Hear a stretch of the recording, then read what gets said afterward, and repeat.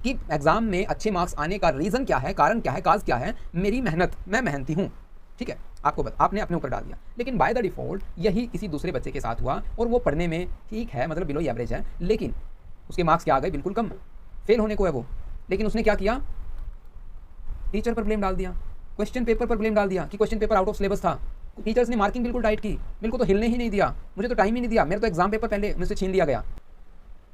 Hello everyone, कैसे हैं आप सभी? आई होप सभी हेल्दी होंगे, हैप्पी होंगे। इस वीडियो में हम करने वाले हैं सेकंड लेसन, सोशल कॉग्निशन। कुछ इंपॉर्टेंट टॉपिक्स रहेंगे, एट्रीब्यूशन की थियरी रहेगी, एरर्स इन एट्रीब्यूशंस रहेंगे, काफ़ी इंपॉर्टेंट क्वेश्चंस आपको आपके एग्जाम में देखने को मिल जाएंगे। तो चलिए शुरू करते हैं। पिछली वीडियो में हमने क्या किया था, सोशल कॉग्निशन, सोशल साइकोलॉजी वहाँ पर हमने समझा साइकोलॉजी किसे कहते हैं, फिर हमने समझा सोशल साइकोलॉजी किसे कहते हैं। अगर नहीं देखी है वीडियो तो आप डिस्क्रिप्शन में लिंक है, आप जाकर देख सकते हैं। ओके, तो अब चलिए शुरू करते हैं। My name is Ankush Chipran, welcome on our YouTube channel conceptual study point. इस वीडियो में हम डिस्कस करेंगे second lesson advance social psychology का। और फर्स्ट ऑफ ऑल हमें क्या समझना होगा, सोशल कॉग्निशन कहते किसे हैं। कॉग्निशन के बारे में अगर हम बात करें, हमने MPC 001 में समझा था कॉग्निशन क्या है, हमारे ब्रेन से रिलेट करती है ये टर्म। जब हम इंफॉर्मेशन को गेन करते हैं एनवायरनमेंट से या दूसरों से, और इन्फॉर्मेशन लेने के बाद हम उसको प्रोसेस करेंगे, प्रोसेस करने के बाद हम उसको स्टोर करेंगे, स्टोर करने के बाद हम उसको अप्लाई करेंगे या रिकॉल कह सकते हैं। आई होप आप रिकॉल कर पाए होंगे कॉग्निशन किसे कहेंगे। तो कॉग्निशन यहाँ पर सोशल कॉग्निशन है, कॉग्निशन नहीं है सिंपल। तो सिंपल कॉग्निशन और सोशल कॉग्निशन में क्या फ़र्क है, ये सभी कॉग्निशन की जो प्रोसेसेस मैंने अभी बताई, ये सभी हो रही हैं सोशल कॉन्टेक्स्ट में, समझ गए होंगे। जैसे साइकोलॉजी की डेफिनेशन हमने की, उसको सोशल कॉन्टेक्स्ट में इंडिविजुअल बिहेवियर को जब हम स्टडी करने लग जाते हैं, कहाँ पर, सोशल कॉन्टेक्स्ट में जब उनके बिहेवियर को स्टडी की जाती है, तब हम उसको सोशल साइकोलॉजी बोल देते हैं। इसी तरह सोशल कॉग्निशन क्या है, जब हम क्या करते हैं, how people process, store, apply information about other peoples and social situations. और सोशल सिचुएशंस में कैसे बिहेव कर रहा है एक पीपल, एक पर्सन, तो उसको हम बोलेंगे सोशल कॉग्निशन। आई होप आप समझ गए होंगे। और ये सोशल कॉग्निशन हमारी सोशल इंटरेक्शंस या कम्युनिकेशंस में काफ़ी मदद करती हैं या काफ़ी अफेक्ट करती हैं हमारी सोशल इंटरेक्शंस को, सोशल कॉग्निशन। अब इसको समझने के लिए ना एक छोटा सा बिल्कुल सिंपल एग्जांपल लेते हैं। मान लीजिए आप कहाँ पर हैं, ट्रेन में हैं, और ट्रेन में है आरव, हमारा वही एग्जांपल, ये स्ट्रक्चर बना लेते हैं आरव की। और ट्रेन में आरव ने क्या देखा, एक सामने एक व्यक्ति खड़ा है, एक पर्सन खड़ा है जिसके पास एक M9 गन है, ठीक है, या गन कोई भी हुई, उसके पास एक गन है। उसको देखने के बाद उसको अच्छी फीलिंग नहीं आ रही, उसको डर लग रहा है, शायद ये चोर हो सकता है, शायद ये मुझे किडनैप कर ले, शायद मुझे या कोई ना कोई चोट पहुंचा दे, हानि पहुंचा दे। तो इससे क्या हो रहा है, जब हम हमारे एनवायरनमेंट के बारे में क्या सोचते हैं, दूसरों के बारे में हम क्या सोचते हैं, तो हमारी फीलिंग्स चेंज हो जाती हैं, हमारी थिंकिंग चेंज हो जाती हैं, इंटरेक्शन चेंज हो जाएगी हमारे वर्ल्ड, जो हमारे एनवायरनमेंट है उसके रिगार्डिंग, हम ये कह सकते हैं उसके अगेंस्ट हमारी सब कुछ चेंज हो जाएगा। यही लाइन यहाँ पर काफ़ी इंपॉर्टेंट और मज़ेदार मुझे लगी। The way we think about others, जब हमारे सोचने का तरीका दूसरों के बारे में एक मेजर रोल प्ले करता है, कहाँ पर, कि हम कैसे सोचेंगे, कैसे बिहेव करेंगे, हमारे एक्शंस कैसे रहेंगे हमारे एनवायरनमेंट में। और इसी को कहेंगे हम सोशल कॉग्निशंस, कि हमने कैसी इन्फॉर्मेशन एनवायरनमेंट से उठाई, उसको प्रोसेस किया, स्टोर किया, और फर्दर उस जैसी कंडीशन में, उस सिचुएशन में हम कैसे रिएक्ट कर रहे हैं, ये सोशल कॉग्निशन में आ जाएगा। अंडरस्टैंड, समझ गए ना। अब हम चलते हैं नेक्स्ट टॉपिक पर, cognitive algebra and additive and averaging model. कैसे हम चीज़ों को जज करते हैं, कैसे हम चीज़ों को जो इन्फॉर्मेशन कैसे हम रिसीव करते हैं, दो तरीके से कर रहे हैं। मान लीजिए अब हम गए अमेज़ोन पर। अमेज़ोन पर हमें क्या ख़रीदना है, एक मोबाइल फ़ोन ख़रीदना है। और मोबाइल फ़ोन ख़रीदते वक्त आपने क्या क्या देखा, चिपसेट, या फिर हम बोल सकते हैं प्रोसेसिंग, या फिर आपने देखा साथ के साथ, या फिर नहीं, या आपने पहले चिपसेट देखा, फिर उसकी मेमोरी को देखा, हाँ भाई 8 GB मेमोरी है, रैम है इसकी, और 256 GB क्या है, इंटरनल मेमोरी है उसकी, प्राइमरी मेमोरी है, ठीक है। अब आपने देखा डिस्प्ले कैसी है, डिस्प्ले भी भाई ये बहुत अच्छी है, भी OLED डिस्प्ले है या फिर एमोलेड डिस्प्ले है, सुपर एमोलेड डिस्प्ले है। रेंज आपने देखी 18,000, ये तो मेरे बजट में है, काफ़ी अच्छा है, मज़ा आ गया, आप तो इसको ख़रीद लेंगे। अब आपने क्या किया, इन छोटी छोटी इन्फॉर्मेशंस को ऐड किया और एक जजमेंट की कि हाँ ये फ़ोन मेरे लिए बेहतर है या सही है। तो यहाँ पर जो मॉडल अप्लाई हुआ ये एडिटिव मॉडल है, जो क्या करता है, जहाँ पर हम क्या करेंगे, कंबाइन करते हैं इन्फॉर्मेशंस को सिंपल ऐड करने पर और जज करेंगे सामने वाले को। हम कह सकते हैं इंडिविजुअल एट्रीब्यूट्स और characteristic by they have a person about a person और ग्रुप। हम ऐसा करते हैं। मान लीजिए ये तो था एग्जांपल मोबाइल फ़ोन का। अगर हम इंटरव्यू पर जाते हैं, कैसे बताया जाता है कि आप हमारी जॉब जो हमने ऑफ़र की है उसके लिए आप बिल्कुल फिट हैं। आपको क्या किया जाएगा, आपका सबसे पहले इंटरव्यू के दौरान आपसे बात की जाएगी, आपकी एकेडमिक परफॉर्मेंस देखी जाएगी, अदर स्किल्स अगर आप में हैं वो देखी जाएंगी, आपका way of talking, way of behaving, आप कैसे बिहेव करते हैं, आपने परमिशन ली या नहीं ली अंदर आते हुए, एवरीथिंग विल बी नोटिस। तो ये सभी चीज़ों को मद्देनज़र रखते हुए इन सभी को क्या किया जाएगा, इन इन्फॉर्मेशन को कंबाइन किया जाएगा और एक असेसमेंट की जाएगी। फिर आपको ये बताया जाएगा कि आप इस जॉब प्रोफाइल के लिए बिल्कुल बेहतर हैं। इस मॉडल को कहेंगे एडिटिव मॉडल। आई होप आप समझ गए होंगे एडिटिव मॉडल क्या है। सेकंड एग्जांपल हम लेंगे मोबाइल फ़ोन का। ये हमने यहाँ पर डिसीजन कर लिया था मोबाइल फ़ोन लेंगे अब हम, लेकिन एवरेजिंग मॉडल को समझने के लिए क्या किया गया, हम थोड़ा सा नीचे अमेज़ोन पर आ गए और वहाँ पर हमने क्या देखा, एक सेंटेंस लिखा हुआ था रिव्यू, एक वर्ड लिखा था सॉरी रिव्यू। रिव्यू में हमने देखा 5 स्टार, 4 स्टार, 3 स्टार या 2 फिर 1 स्टार। और यहाँ पर आजकल तो ऐसा होने लगा है कि आप कैमरे को, मोबाइल फ़ोन के किसी भी कैमरे को आप क्या कर सकते हैं, सेपरेट रिव्यू दे सकते हैं। डिस्प्ले के लिए आप सेपरेट रिव्यू दे सकते हैं, प्रोसेसिंग के लिए सेपरेट रिव्यू दे सकते हैं। और ये रिव्यूज़ किस बिहाफ पर, जो 5 स्टार 4 स्टार आते हैं, कितने लोगों ने 5 स्टार दिए, कितने लोगों ने 4 स्टार दिए, कितने लोगों ने 1 स्टार दिए, क्या रिव्यूज़ हैं, इन सभी को एवरेज करने के बाद आपने रिव्यू देखा कि ये तो overall this is not good option for me, मुझे चेंज करना होगा ये मोबाइल फ़ोन का आइडिया, शायद कोई और ब्रांड का मुझे चूज़ करना होगा। तो ये क्या है, एवरेजिंग मॉडल, जहाँ पर हम क्या करते हैं, कंप्यूट करते हैं एवरेज ऑफ वेरियस एट्रीब्यूट्स और पीसीज ऑफ इंफॉर्मेशन को ओवरऑल जजमेंट के लिए। अर्थमेटिक मीन कह सकते हैं हम, उन एट्रीब्यूट्स का अर्थमेटिक मीन्स निकाला जाता है ताकि हम अपनी ओवरऑल जजमेंट कर सकें। तो ये 2 मॉडल थे, बिल्कुल आसान थे, आपको पता होने चाहिए। अंडरस्टैंड। नेक्स्ट आपका आता है इम्प्रेशन फॉर्मेशन। आपने ये सेंटेंस सुना होगा, फर्स्ट इम्प्रेशन, आगे तो आपने कंप्लीट कर ही लिया होगा है ना, इज़ लास्ट इम्प्रेशन। अब ये सेंटेंस क्यों बोला जाता है कि पहला इम्प्रेशन ही लास्ट इम्प्रेशन है, इसको भी समझेंगे। लेकिन इससे पहले हमें ये समझना होगा ये इम्प्रेशन होता क्या है, कैसे बनता है ये इम्प्रेशन, ये समझेंगे हम एक एग्जांपल से, मूवी के एग्जांपल से। मूवी सभी ने देखी होगी, वेब सीरीज़ में भी ऐसा होता है कि एक लड़का होता है बॉय, एक गर्ल होती है, लड़की होती हैं। मेरी पेंटिंग ऐसी है, मुझे ड्राइंग आती नहीं है ना, ये लड़का है, ठीक है। अब लड़के को ये इम्प्रेस करनी है लड़की, तो इम्प्रेस करनी है तो इसको अपनी क्वालिटीज़ के बारे में बताना होगा कि मैं ऐसा हूँ, मैं तो ये कर सकता हूँ, मैं वो कर सकता हूँ।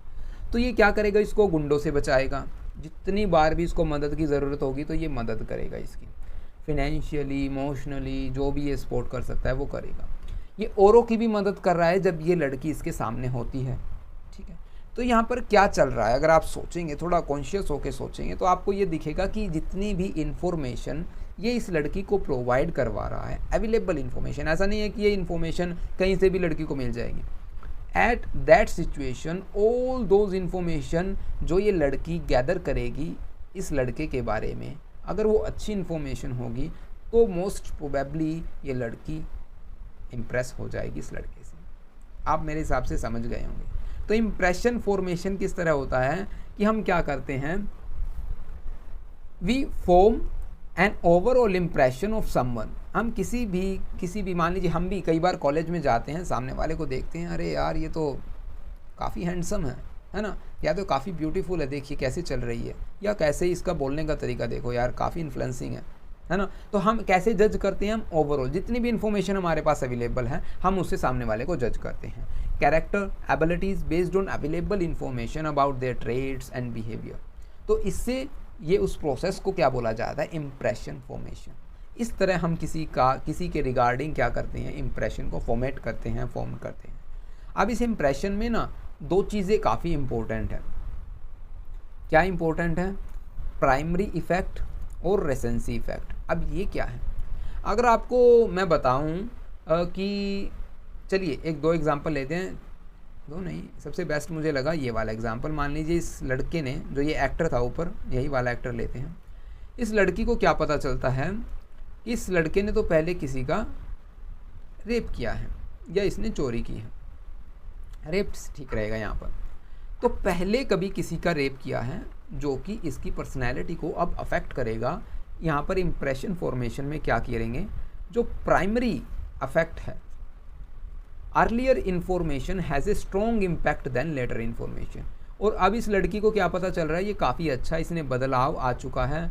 और तो यहाँ पर क्या आप क्या सोचेंगे, मान लीजिए अब आपके सामने कोई ऐसा लड़का या लड़की सामने आ जाए जिसने रेप किया है या जिसका रेप हुआ है, तो आप कैसा महसूस करेंगे उसको लेकर। आप अपना ऑनेस्ट कमेंट हमें कमेंट बॉक्स में बताइए, कैसे भी आप बिहेव करेंगे। तो लड़की ने सोचा कि ये शायद अच्छा लड़का नहीं है, क्योंकि प्राइमरी जो इन्फॉर्मेशन थी, जो पहली इन्फॉर्मेशन थी, उसका इम्पैक्ट बहुत ज़्यादा है एज़ कंपैरिजन टू जो इन्फॉर्मेशन हाल फिलहाल प्रेजेंट है उसके सामने। लेकिन यही मान लीजिए उसने क्या की, कहीं चोरी की या फिर झगड़ा किया, झगड़ा ठीक रहेगा, और झगड़े के बाद वो काफ़ी बदल गया है, 2-3 साल, वो उसको पता चला कि काफ़ी पहले झगड़ालू था, लेकिन अब ये काफ़ी सॉफ्ट हार्टेड हो गया है ना, अब ये सब पर हेल्प करता है, सबके पर दया करता है। तो हो सकता है यहाँ पर जो रिसेंसी इफेक्ट क्या कहती है कि बाद वाली इन्फॉर्मेशन ना काफ़ी इम्पोर्टेंट है हमारे इम्प्रेशन को फॉर्म करने में। तो आप समझ गए होंगे यहाँ पर, है ना, इम्प्रेशन किस तरह बनता है। एक एग्जांपल देखिए, कितना अच्छा एग्जांपल मैंने यहाँ भी राइट डाउन किया है। मान लीजिए आपके ऑफिस में कोई नया एम्प्लॉई आया है और पहले ही दिन उसने मतलब उथल पुथल मचा दी ऑफिस में। आप कहेंगे यार ये तो बड़ा बकवास एम्प्लॉई हमने अपॉइंट किया, है ना। तो लेकिन बाद में पता चलता है धीरे धीरे काम करने के बाद कि वो तो काफ़ी मेहनती है, ठीक है, काफ़ी मेहनती है, उसने काफ़ी मेहनत की और वो अब जो कंपनी को आगे बढ़ाने में काफ़ी कंट्रीब्यूट कर रहा है। तब वहाँ पर क्या हो रहा है, जो प्राइमरी इफ़ेक्ट था, प्राइमरी जो इन्फॉर्मेशन थी, अर्लियर इन्फॉर्मेशन, उसका इम्पैक्ट कम हो गया एज़ कंपैरिजन टू जो अभी रिसेंट की जो इन्फॉर्मेशन है। समझ गए। तो प्राइमरी इफेक्ट, रिसेंसी इफेक्ट, आप समझ गए होंगे दो इफेक्ट कैसे इंप्रेशन को फॉर्म करने में किस तरह मदद करती है। इंप्रेशन फॉर्मेशन किस तरह होता है, पहले ही दिन हम ये देखते हैं अरे यार ये क्या हो रहा है, पहले ही दिन ये ड्रेस में नहीं आया, या पहले ही दिन लेट हो गया, या पहले ही दिन इसने मैसीपन कर दिया अपने यहाँ पर अपने टेबल पर। तो ये सभी है जो इंप्रेशन फॉर्मेट करते हैं, हमारे इंप्रेशन फॉर्म करते हैं। सॉरी मैं बार बार फॉर्मेट बोल रहा हूँ, है ना। तो ये ऐसे बनता है इंप्रेशन फॉर्मेशन। ये था primary effect, recency effect. I hope आपको क्लियर हो गया होगा। अब हम चलते हैं स्कीमास पर, जो कि हम पहले भी कर चुके हैं। ये टॉपिक काफ़ी डीपली हमने स्टडी किया है स्कीमा के टॉपिक को, अगर आपको याद है। तो यहाँ पर हम क्या करते हैं, अडेप्टेशन करते हैं। अडेप्टेशन में कौन कौन सी दो प्रोसेस होगी, एसिमिलेशन और एक होगी एकोमोडेशन। अगर आपको याद है तो आप इसको रिकॉल कर पाएंगे, ठीक है। अब एसिमिलेशन में क्या होता है, हम स्मॉल चेंज लेकर आते हैं हमारे ऑलरेडी इंफॉर्मेशन या ऑलरेडी जो हमने स्कीमा बना रखा है उसमें थोड़े थोड़े चेंजेस, जैसे कि डॉग और वोल्फ में, सॉरी डॉग और वोल्फ में नहीं था, डॉग और डॉग की अदर ब्रांड में, सॉरी ब्रांड नहीं ब्रीड होगा। मान लीजिए हमने कौन सा देखा, लेब्रा नहीं बुलडॉग लेंगे, बुलडॉग देखा, और एक देखा हमने जर्मन शेफर्ड।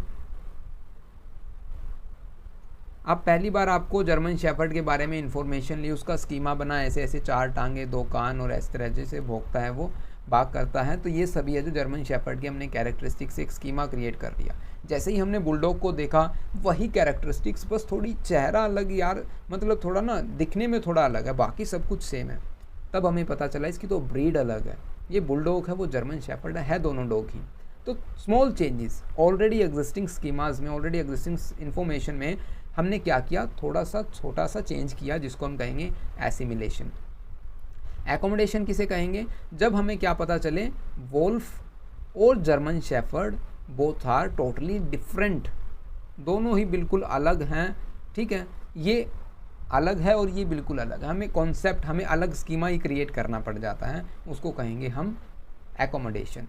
तो स्कीमाज सिंपली मेंटल रिप्रेजेंटेशन है, चीज़ों को ऑर्गेनाइज करने में मदद करती है, हमारे बिलीव्स, एक्सपेक्टेशंस, एक पर्टिकुलर कॉन्सेप्ट और कैटेगरीज को डिफाइन करने में हमारी मदद करती है, मेंटल शॉर्टकट्स की तरह काम करती है। जब भी हम देखते हैं ओके ये तो डॉग है, तो हमें पता है कि हमने छोटी छोटी इन्फॉर्मेशन का बंडल बनाकर हमारे ब्रेन में सेट कर दिया और सामने वाले को देख दिए बता देते हैं तो डॉग है ना।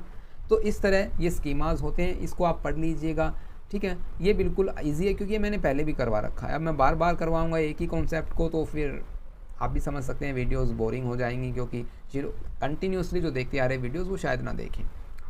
प्रोटोटाइप की बात करते हैं, ये आपके लिए नया टॉपिक रहेगा प्रोटोटाइप। हालांकि प्रोटोटाइप में ना आपको क्या कन्फ्यूज़न रहेगा कि ये तो उसी तरह स्कीमा की तरह, लेकिन डिफरेंस क्या है देखिए अब हम समझेंगे।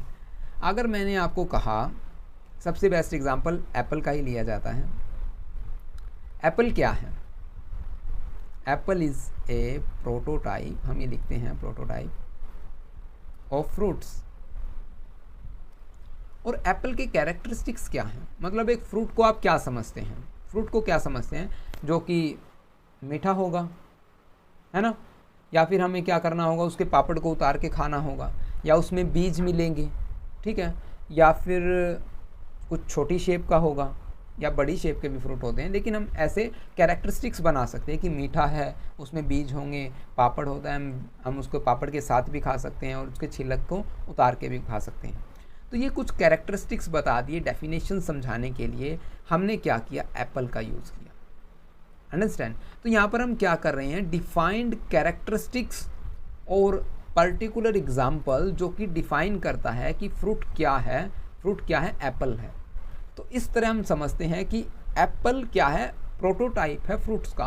फ्रूट को समझने के लिए हमने किसको ले लिया, मोस्ट कॉमन एग्जाम्पल को चूज़ किया कि ये एप्पल है, इट मीन्स हम इस फ्रूट की बात कर रहे हैं। एक और एग्जाम्पल लेते हैं हम कार का। प्रोटोटाइप ना मोस्ट कॉमन एग्जाम्पल को आप समझ लीजिए, ये सबसे है। देखिए वैसे तो थ्योरी पर चले तो मेंटल रिप्रेजेंटेशन और ए typical example of A category और ए कॉन्सेप्ट। किसी भी कैटेगरी को, कॉन्सेप्ट को समझने के लिए सबसे टिपिकल, सबसे कॉमन एग्जाम्पल अगर हम पिक कर लेते हैं तो उसको हम कहेंगे वो उस कॉन्सेप्ट का प्रोटोटाइप हो जाता है, ठीक है, एक टाइप, समझ रहे हैं। जैसे कि मान लीजिए आपसे किसी ने पूछा कि तुम कार लेकर आए हो, अब इट डजेंट मैटर आप कौन सी कार लेकर आए हो सकता है आप एसयूवी लेके आए हो, या हो सकता है आप सेडान लेकर आए हो, या हो सकता है आप luxury car BMW and Mercedes लेकर आए हो, it's totally depend upon you. But main thing क्या है, कार लेने के साथ साथ जब आपने कहा कि आप कार लेकर आए हैं तो सामने वाले जितने भी वहाँ पर लोग मौजूद होंगे उनको ये पता है कि 4 टायर और एक बॉडी होती है जो कि चलती है और यही कार है ना। ये मैटर करता नहीं कि आप कौन सी कार लेकर आए हैं। अगर आप कहीं है नॉर्मल, जैसे कि लोकल यहाँ पर मारुतिज़ की कार ज़्यादा चलती हैं, तो ऑब्वियस सी बात है लोग मारुति की कार से वो सोचेंगे। तो एक कॉमन एग्जाम्पल कार का यही है कि 4 टायर और एक बॉडी उसके ऊपर होती है और चलती है कार, ठीक है। आप बुरा ना मानिए, हो सकता है आपके पास और अच्छी कार हो। या फिर एक और एग्जाम्पल हम लेते हैं पेट का। अगर मैं आपको पूछूं क्या आपके पास कोई पेट है, तो आपका कॉमन सा जो परसेप्शन है वो ये रहेगा कि शायद हमसे डॉग के बारे में पूछा जा रहा है, या आपका फेवरेट पेट बताइए, तो मोस्ट प्रोबेबली डॉग ही सबके घरों में मिल जाएंगे। सबको नहीं, मतलब जो चाहते हैं हम, जिनके घर होते हैं पेट, तो वो डॉग ही, कुत्तों से सावधान। लेकिन पेट शेर भी होते हैं, बिल्कुल कोई भी नहीं सोचेगा, लेकिन हम शेर का एग्जांपल लेंगे तो ये कहेगा अरे बकवास, पागल बना रहा है हमारा, है ना। लेकिन कैट भी होती हैं, रैबिट भी होते हैं, अलग अलग होते हैं भाई, सभी की अलग अलग सोच है। लेकिन कॉमन एग्जाम्पल क्या है, डॉग। तो यहाँ पर डॉग क्या हो गया, प्रोटोटाइप हो जाता है किसका, पेट का। और डॉग क्या है, हम क्या कर रहे हैं, कैरेक्टरिस्टिक्स बता रहे हैं, डिफाइन कर रहे हैं, एक मोस्ट कॉमन एग्जाम्पल दे रहे हैं इस पेट को समझाने के लिए या फ्रूट को समझाने के लिए। एप्पल का एक कॉमन एग्जाम्पल उठा लिया जो कि क्या होगा, Apple is the prototype of fruit. I hope आपको समझ आ गया होगा। एग्जाम्पल्स जितने मैंने दिए वो सभी मैंने यहाँ पे राइट डाउन किए हुए हैं, सो डोंट वरी, आप डायरेक्ट पढ़ सकते हैं और आपको याद हो जाएगा, समझ जाएंगे। नेक्स्ट और इम्पोर्टेंट टॉपिक आता है एट्रीब्यूशन। इसको हिंदी में बोलते हैं आरोपण। अब ये क्या वर्ड है भाई आरोपण, ये हिंदी मीडियम वालों के लिए है ना। तो एट्रीब्यूशन क्या होता है, जब भी कोई ह्यूमन बिहेव करता है, ऑब्वियस है एक्शन करेगा या कहीं रिस्पॉन्स करेगा, उस रिस्पॉन्स का कारण है, वो उस कारण को डिफाइन करने के लिए हम इस टर्म का यूज़ करते हैं एट्रीब्यूशन। अब एट्रीब्यूशन को समझने के लिए दो मेन टर्म्स को समझना होगा कि एट्रीब्यूशन दो तरह के होते हैं। ये टॉपिक इतना इंपॉर्टेंट है कि जब आप इसको पढ़ेंगे आपको अपनी रियलिटी का पता चल जाएगा। ठीक है, आप कैसे बिहेव करते हैं, कि आप सही बिहेव करते हैं या गलत बिहेव करते हैं। अब सही और गलत क्या है ये यहाँ पर आप खुद पता लगाएंगे। चलिए शुरू करते हैं। दो एट्रीब्यूशन बताए हमने, इंटरनल जिसको कि डिस्पोजिशनल, यहाँ पर राइट डाउन करते हैं हम यहाँ पे, एक सेकेंड।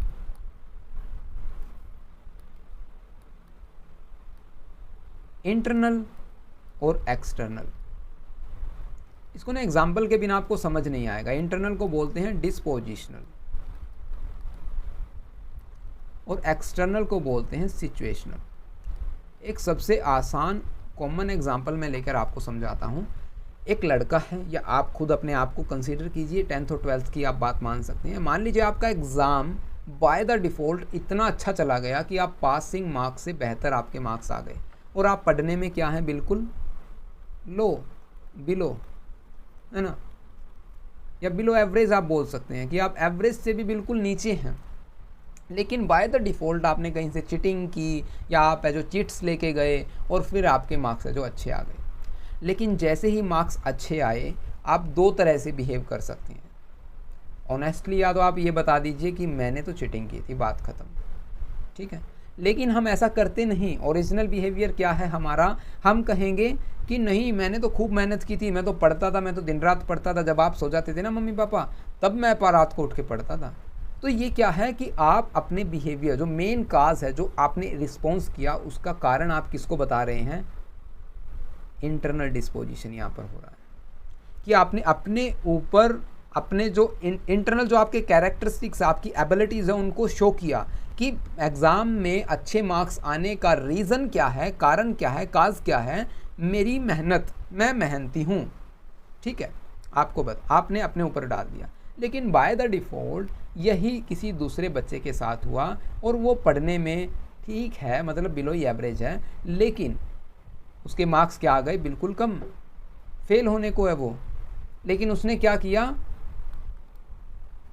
टीचर पर ब्लेम डाल दिया, क्वेश्चन पेपर पर ब्लेम डाल दिया कि question paper out of syllabus था, टीचर्स ने मार्किंग बिल्कुल टाइट की, मेरे को तो हिलने ही नहीं दिया, मुझे तो टाइम ही नहीं दिया, मेरा तो एग्ज़ाम पेपर पहले मुझसे छीन लिया गया।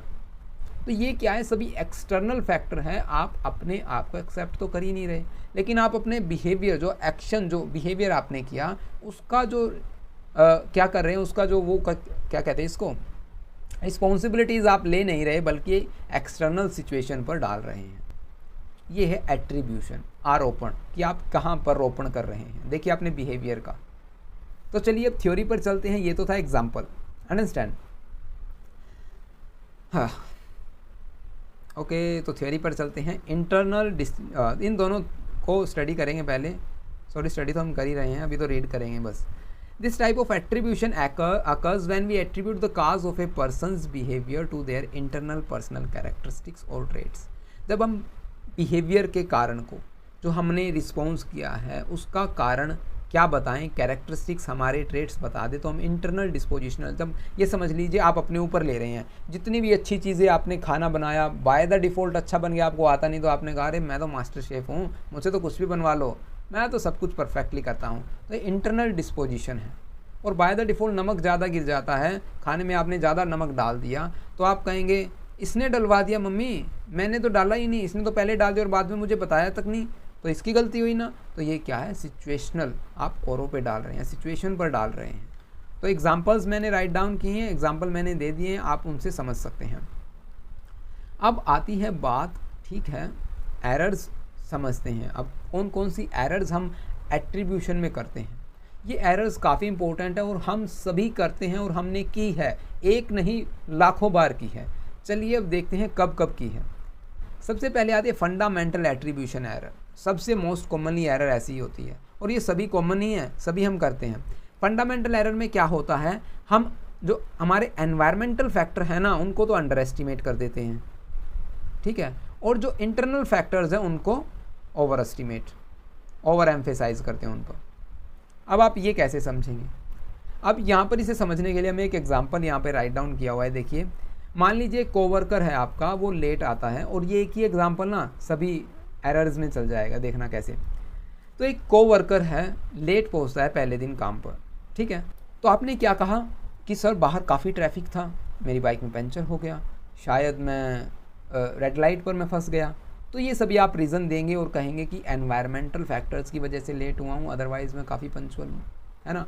लेकिन जस्ट 2 मिनट के बाद आपका फ्रेंड या आपके कलीग्स एक और व्यक्ति लेट आता है और आप उसको देखकर कहते हैं देखो आ गया डॉक्टर साहब।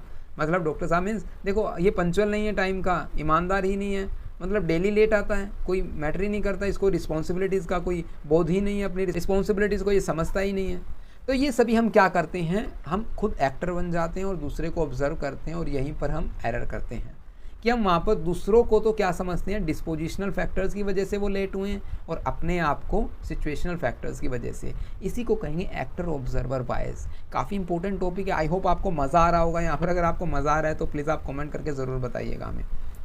नेक्स्ट आता है हमें सेल्फ सर्विंग बायस। अब सेल्फ सर्विंग बायस भी कुछ ऐसा ही है, ये हमारी सक्सेस, जहाँ पर हम सक्सेस को क्या करेंगे, इंटरनल फैक्टर्स पर डाल देंगे, हम खुद को परोस रहे हैं हम। आप ये देख लीजिए, सेल्फ सर्विंग बायस मतलब हम खुद को, ठीक है।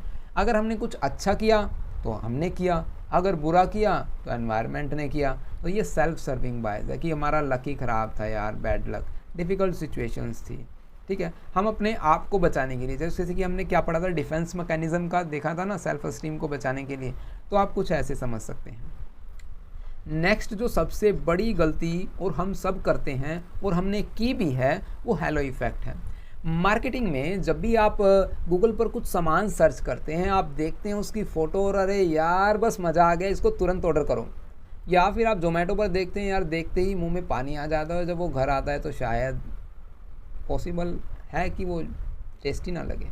या फिर आप मैट्रिमोनियल साइट पर, जो शायद उसका यही नाम होगा, या फिर शादी.com या इन तरह की साइट, या फिर आपके घर में कोई जो बीच मीडिएटर होता है जो शादी करवाता है, वो आपके पास फ़ोटो भेजता है, पिक भेजता है, और आप फ़ोटो देखकर कहते हैं यार ये लड़का तो अच्छा नहीं लग रहा यार, मुझे थोड़ा जच नहीं रहा है ना, या फिर ये लड़की यार मुझे तो काफ़ी तेज़ लगती है, इसकी चेहरे से देखो कितना है ना, ये तो काफ़ी तेज़ होगी। हम क्या करते हैं, कुछ इन्फॉर्मेशन जो हमें उस फ़ोटो से मिली है, उसी पॉजिटिव हो सकती है, नेगेटिव हो सकती है, और उसकी कंप्लीट कैरेक्टरिस्टिक, उसके ट्रेड्स को, उसको जज करने की कोशिश करते हैं। हम ये कोशिश करते हैं कि हम तो अंतर्यामी हो गए हैं ना, हम तो सब कुछ जानते हैं। और यहीं पर गलती होती है, इसी गलती को बोलते हैं हम हेलो इफ़ेक्ट, कि जब हम ओवरऑल इम्प्रेशन क्रिएट करते हैं, सामने वाले को जज करते हैं किस बिहाफ पर, जो भी इन्फॉर्मेशन, जो भी थोड़ी बहुत इन्फॉर्मेशन हमें मिली है, वो हो सकता है पॉजिटिव, हो सकता है नेगेटिव, ठीक है। अभी मैंने इतने बड़े बड़े शब्दों में लिख दिया कोवेरिएशन मॉडल। अब ये काफ़ी इंपॉर्टेंट है, इसलिए मैंने इतने बड़े शब्दों में लिखा। ये आपके यूजीसी नेट में भी काफ़ी बार पूछा जाता है। हैरोल्ड कैली कोवेरिएशन मॉडल, ये जो कोवेरिएशन मॉडल है हमें बताता है कि हम कैसी स्टडी कर रहे हैं, कि काज ऑफ बिहेवियर क्या है, सिमिलरिटी, जैसे कि अब हमने ऊपर स्टडी किया।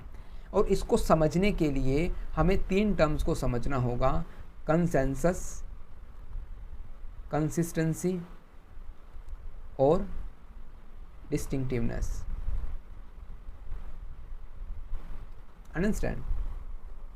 तो इन 3 टर्म्स को हमें समझना होगा। अगर हम ये 3 टर्म समझ जाते हैं तो हमें कोवेरिएशन मॉडल समझ आ जाएगा। इस मॉडल से हमें ये पता चल जाएगा कि एक पर्टिकुलर बिहेवियर क्यों शो किया जाता है, क्या रीज़न है उसके पीछे। तो सबसे पहले कंसेंसस को समझेंगे और एक एग्जांपल लेंगे, और एग्जांपल से ही आपको ये समझ आ जाएगा, अदरवाइज़ शायद आप कंफ्यूज हो जाएं। क्योंकि यहाँ पर 2 चीज़ें होंगी, हाई, ये बात आप ध्यान रखना, और लो, ठीक है। हर एक कंसेंसस में भी हाई एंड लो, कंसिस्टेंसी में भी और डिस्टिंक्टिवनेस में भी। सबसे पहले बात करते हैं कंसेंसस होता क्या है, क्या मैटर है, ये भी हम समझेंगे। मान लीजिए आप क्या कर रहे हैं, आप टीवी देख रहे हैं, या आप टीवी देख रहे हैं और आपके फैमिली मेंबर्स बैठे हैं, यहाँ पर 10 फैमिली मेंबर बैठे हैं, ठीक है। फैमिली मेंबर्स टीवी देख रहे हैं, एक कॉमेडी शो चल रहा है और आप कॉमेडी शो देख रहे हैं, और कॉमेडी शो को देखते देखते क्या हो रहा है, सभी हंस रहे हैं, ऑब्वियस है सभी हंसेंगे, इसमें तो कोई दो राय वाली बात नहीं है ना।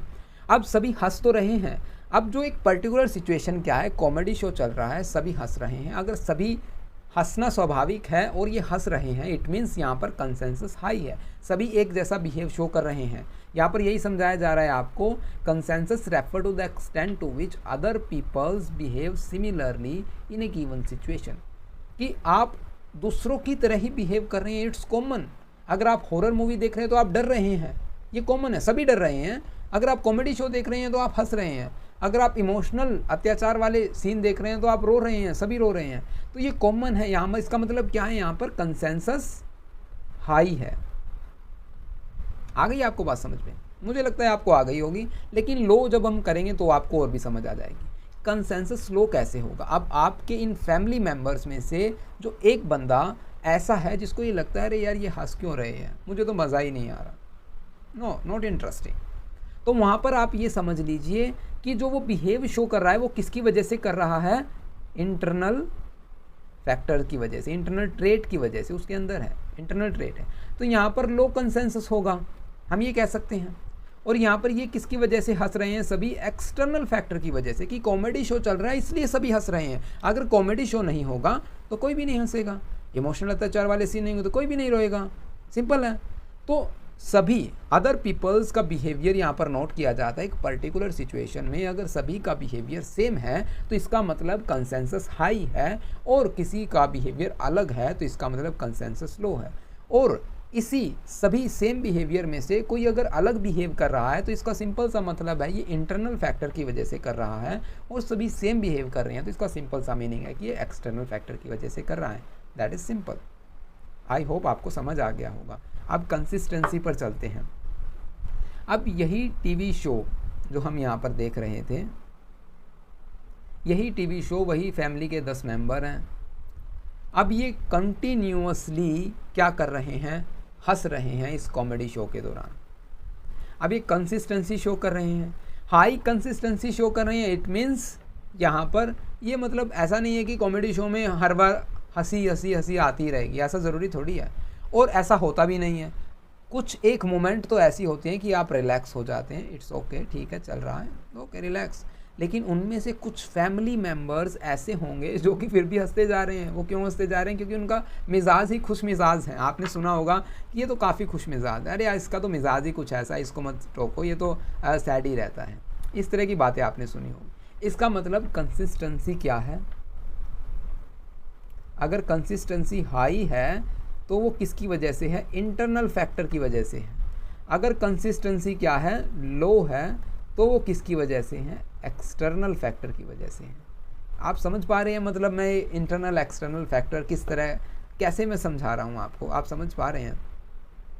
हायर कंसिस्टेंसी का मीनिंग क्या हो गया कि इंडिविजुअल जो एक सिंगल पर्सन है वो बिहेव कर रहा है स्टेबल सेम तरीके से, कंसिस्टेंसी हायर कंसिस्टेंसी का मीनिंग, ठीक है, सेम तरीके से एक ही तरह बिहेव कर रहा है। इसका मतलब कॉमेडी शो चल रहा है, बीच में गैप है, ऐड भी आती हैं, लेकिन वो फिर भी हंसे जा रहा है हंसे जा रहा है, इट मीन्स उसका इंटरनल कैरेक्टर्स हैं, इंटरनल एट्रीब्यूट हैं, इंटरनल ट्रेट्स हैं उसके, समझ गए?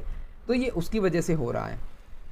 और यहाँ पर एक्सटर्नल फैक्टर कब होगा, जब हमारे पास कंसिस्टेंसी लो होगी, कि एक्सटर्नल फैक्टर बीच में ऐड आ गई इसलिए हमने वहाँ पर कंसिस्टेंसी को रोक दिया, हम नहीं हंसे, ऑब्वियस है।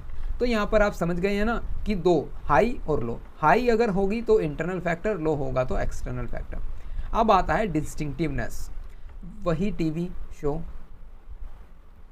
अब टीवी की शेप बदलती जा रही है भई, ठीक है, ये टीवी शो वही 10 फैमिली मेम्बर्स। यहाँ पर क्या होगा, डिस्टिंक्टिवनेस किसे कहेंगे, एक पर्सन का बिहेवियर जो कि अलग है, बिल्कुल यूनिक है पर्टिकुलर सिचुएशन में, या फिर अकर्स इन मल्टीपल सिचुएशंस में अलग है, ये हम देखेंगे।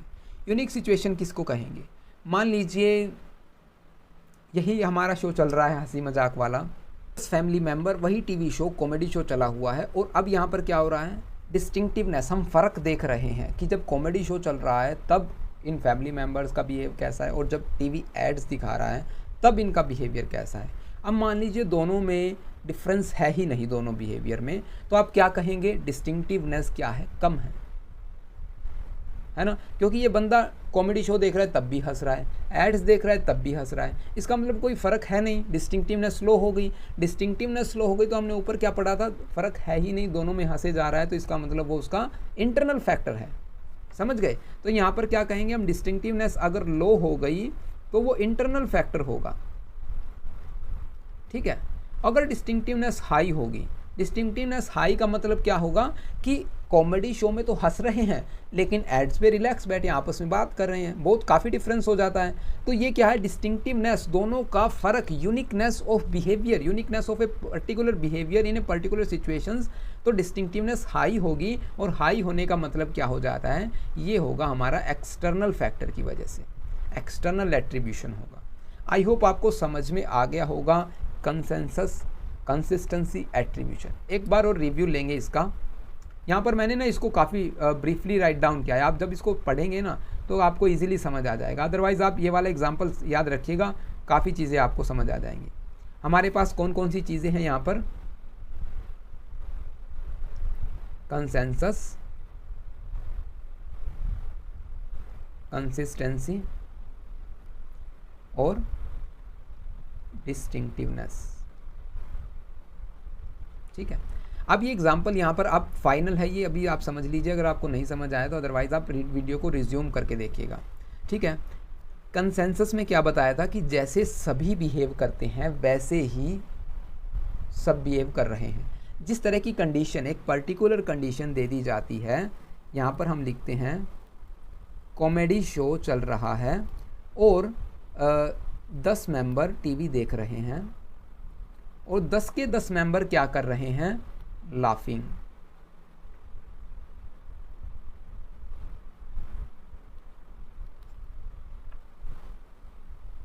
दस के 10 मेंबर क्या कर रहे हैं, हंस रहे हैं, ठीक है। और जैसे ही अब देखिए 10 के 10 मेंबर हंस रहे हैं तो एक पर्टिकुलर सिचुएशन में क्या हो रहा है, सभी एक ही तरीके से बिहेव कर रहे हैं।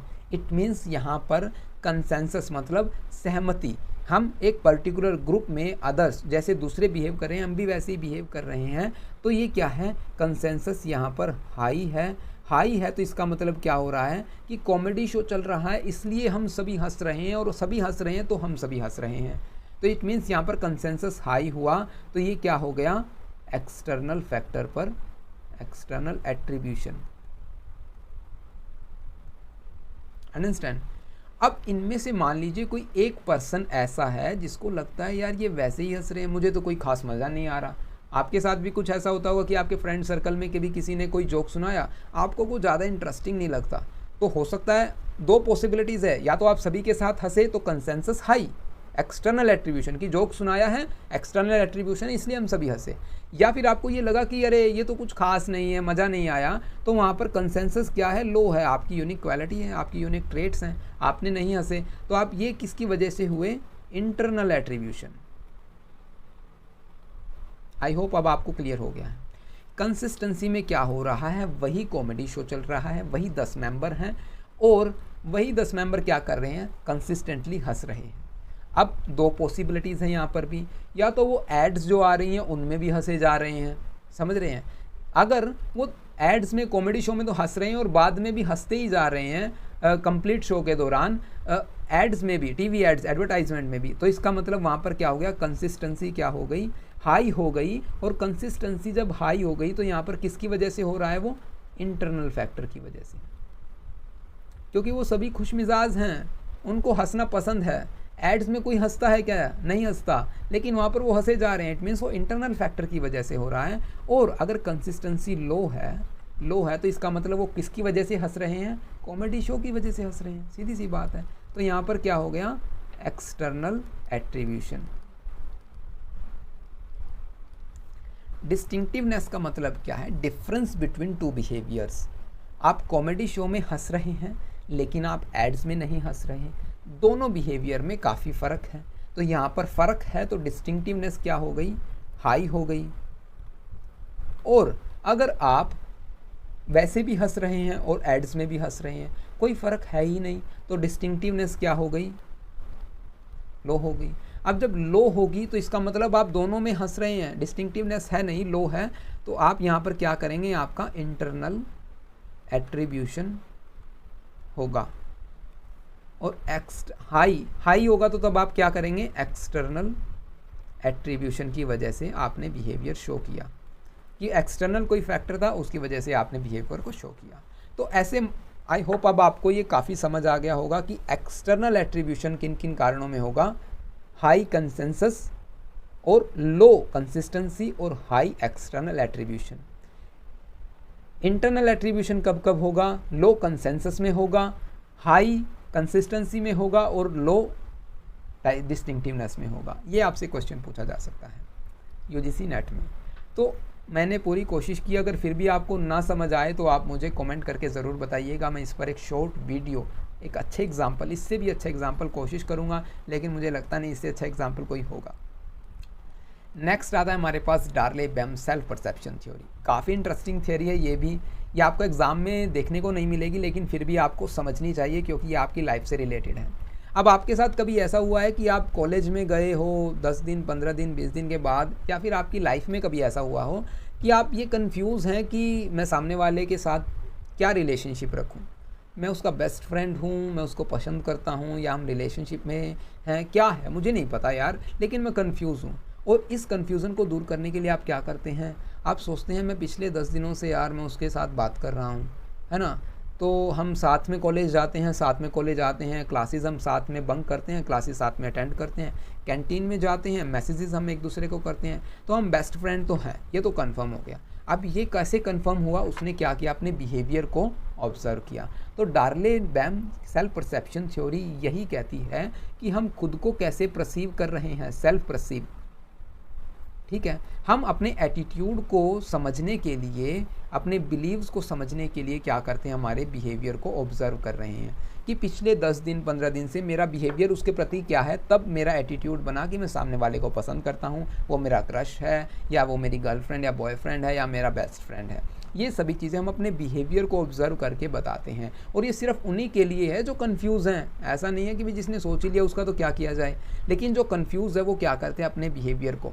जैसे कि आपने मूवीज़ में देखा होगा कि वो कहते हैं कि मुझे तो रात को नींद नहीं आती, मुझे भूख प्यास नहीं लगती, मुझे जब से मैंने ना उसको देखा है मेरी नींद उड़ गई है, मुझे भूख नहीं लगती, प्यास नहीं लगती, काम में मन नहीं लगता। तो इसका मतलब वहाँ पर ऐसा देखने को मिलेगा, this implies that I am fall in love, है ना, ऐसा आपने देखा है ना मूवीज़ में कि ऐसा हो रहा है, तो इसका मतलब है कि मैं प्यार में पड़ गया हूँ। तो ये क्या है, डार्ले बैम सेल्फ परसेप्शन थियरी। हम अपने एटीट्यूड्स को बिल्ड कर रहे हैं, अपने बिलीव्स को बिल्ड कर रहे हैं, किस बिहाफ पर, अपने एक्शंस पर, अपने बिहेवियर पर, अपने बिहेवियर को ऑब्जर्व करके। तो ये सेल्फ परसेप्शन काफ़ी सिंपल थी, बस यहाँ तक ही आपको समझना है। उसके बाद मैं कुछ की कंसेप्ट्स बता देता हूँ जो सेल्फ परसेप्शन थियरीज़ में। देखिए, इनफेरेंसिस प्रोसेस की बात कर लेते हैं, आप कैसे इन्फॉर्मेशन को प्रोसेस करते हैं। आप मान लीजिए आपके पास प्रायर एटीट्यूड नहीं है तो आप सेल्फ परसेप्शन करेंगे। एटीट्यूड चेंज करने के लिए आप सेल्फ परसेप्शन कर सकते हैं कि वो मेरा फ्रेंड है या गर्लफ्रेंड है, तो कुछ डिफरेंस है ना, गर्लफ्रेंड और बॉयफ्रेंड में, सॉरी मैं क्या कह रहा हूँ, बेस्ट फ्रेंड में और बॉयफ्रेंड या गर्लफ्रेंड में कितना फ़र्क होता है, अपने बिहेवियर को ऑब्जर्व करना शुरू कर देंगे। एक्सपेरिमेंटल रिसर्च, काफ़ी एक्सपेरिमेंट्स करने के बाद ये है जो ऑब्जर्वेशन मिली थी कि हम कैसे अपने एटीट्यूड को चेंज करते हैं, बिलीव्स को चेंज करते हैं हमारे बिहेवियर को ऑब्जर्व करने के बाद। तो सिंपल है, काफ़ी इजी है, आप पढ़ेंगे तो आपको भी काफ़ी इजी समझ आ जाएगा। हालांकि आपको समझ आ गया होगा जहाँ तक मुझे उम्मीद है। अगर आपको कंटेंट ज़रा भी अच्छा लगे या ज़रा भी बुरा लगे तो आप हमें कमेंट ज़रूर कीजिएगा। मैं हर वीडियो में कहता हूँ कि कमेंट ज़रूरी है, इम्प्रूवमेंट के लिए आप कमेंट कीजिए, हम कमेंट को रिसीव करेंगे। डाउट है तो कमेंट कीजिए, अच्छा लगे तो कमेंट कीजिए बस। नोट्स की बात करें तो नोट्स आपको 9 रुपीज़ पर PDF। कैसे? व्हाट्सएप से आप हमसे कांटेक्ट कर सकते हैं, ईमेल से आप हमसे कांटेक्ट कर सकते हैं, टेलीग्राम चैनल को आप ज्वाइन कर सकते हैं फर्दर अपडेट्स के लिए, यूट्यूब चैनल को आप सब्सक्राइब कर सकते हैं, आपकी मर्ज़ी है, ठीक है, ये आपकी मर्ज़ी है। तो इन चीज़ों में आपकी मर्ज़ी है, आपको नोट्स लेना ज़रूरी नहीं है। आप यहाँ से भी अगर आपको समझ आता है तो आप एज इट इज़ एग्ज़ाम में लिख सकते हैं, कोई इशू नहीं है। नोट्स कोई कंपल्सरी नहीं है, कोई बाउंडेशन नहीं है कि आपको मैं नोट्स दूंगा ही दूंगा, ठीक है। दैट्स इट, बस यही था आज की वीडियो में। आई होप आपको कंटेंट अच्छा लगा होगा। अगर ज़रा भी अच्छा लगे तो आप वीडियो को लाइक और शेयर ज़रूर कीजिएगा, क्योंकि ये आपके लाइफ से रिलेटेड है। आपके फ्रेंड्स को भी पता होना चाहिए हमारी बॉडी में चेंजेस कैसे होते हैं, जो हम एरर कर रहे हैं एट्रीब्यूशन, कितना इंपॉर्टेंट टॉपिक था, है ना। और कंसिस्टेंसी, कंसेंसस और डिस्टिंक्टिवनेस, कैसे ये पता चलता है कि ये बिहेवियर किसकी वजह से हैं, एक्सटर्नल फैक्टर की वजह से हैं, एक्सटर्नल एट्रीब्यूशंस की वजह से, या डिस्पोजिशनल फैक्टर्स की वजह से हैं। तो आई होप आपको काफ़ी कुछ आज अंडरस्टैंडिंग मिल गई होगी। अगर कुछ भी डाउट है तो मैं बार बार कहता हूँ कि आप हमें कमेंट कर सकते हैं। दैट्स इट, आज के लिए इतना ही काफ़ी है। Thank you for watching this video. Have a nice day.